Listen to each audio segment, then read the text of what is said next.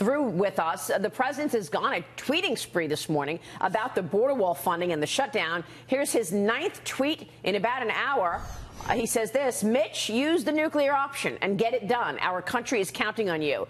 Karl Rove, what are your thoughts on this partial shutdown and the fact that they don't want him to have any victories? They don't want him to have another campaign promise, delivered. So this is going to be the beginning of the next 2 years. Yeah.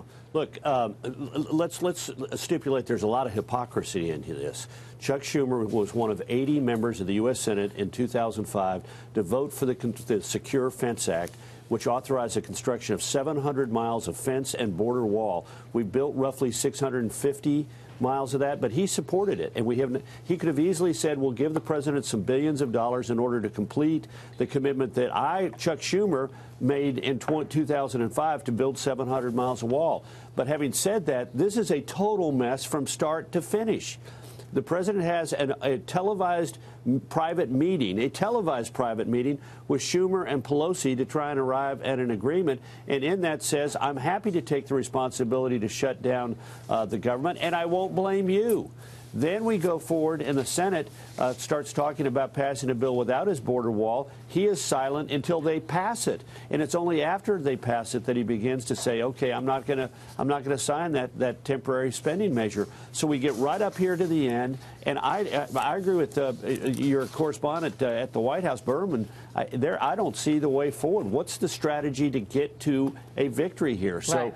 We're likely to see a quarter of the government shut down just before Christmas, and let's be clear. The president is going to get blamed for it. A poll earlier this week, the Suffolk poll for USA Today, 43% will blame the president and Republicans, 24% will blame the Democrats, and 30% will equally blame everybody. The president needs to have a strategy and a way to get to a victory, and starting by televising his private meeting with Pelosi and Schumer, in my opinion, was a grave mistake. Once you commit people so publicly like that, it's hard for them to back away. Yeah, they're going to dig in now, but they're going to dig in on everything. So is there a strategy to push back on the pushback he's about to get in the next 2 years? That's what I'm saying. Does nothing get done? Is it all bluster and fighting?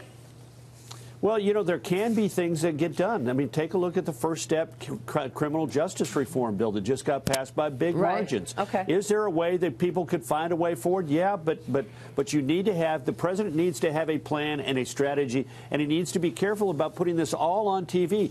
In Washington, sometimes you don't want to see the sausage making. Let it happen behind closed doors. Well, Karl, what's frustrating to the American people at Stake and McDowell is everything is, what does this mean for the next election? What does this mean for my polls? Rather than doing the right thing and actually standing by a promise. And I step back, and I've been very critical about the president, him bragging about the stock market, and, you own it on the way up, you own it on the way down, the impulsivity, the erratic actions. However, everything that he has said to his voters, getting out of Syria, building the wall, you name it, taking on China, the trade fight, he's delivered on it. And then the media and so many people with microphones attached to them act shocked that he's doing this. When are we all going to learn we shouldn't be shocked when he does something that he promised people that he would do?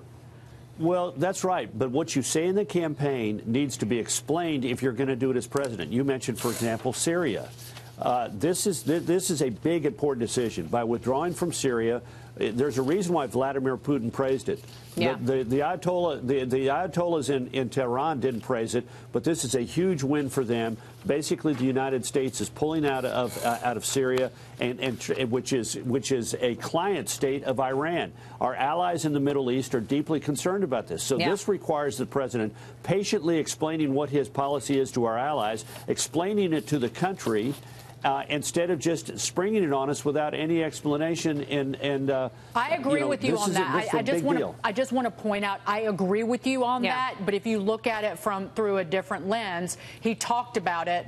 And it's another campaign promise that he's delivering. Right. And in terms of the allies, this also, the thread between Syria and the trade fight is, Well, the steel and aluminum tariffs, for example, they were slapped on our allies unexpectedly and without much notice. Yeah, which is why the Journal is out with an editorial this morning, Carl, and it's a scathing op-ed. It's titled "The Trump Volatility Risks." The editorial board criticizes the president over his choice of words against the Fed and the recent troop withdrawals, writing this: his erratic actions this week are different.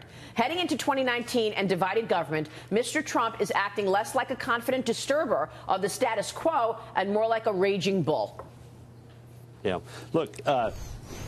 Let's take Afghanistan as an example of this. The president apparently is going to withdraw half of the U.S. troops there in a very short period of time. The Taliban, let's not forget, was a barbaric regime that gave sanctuary to Osama bin Laden and al-Qaeda, and after 9/11 refused to turn Osama bin Laden over. This is a regime that refuses to educate women and engages in the most barbaric practices. And now, what's the message? Just wait out the U.S. and you can regain power. So we got to be very careful about this. And the president, when he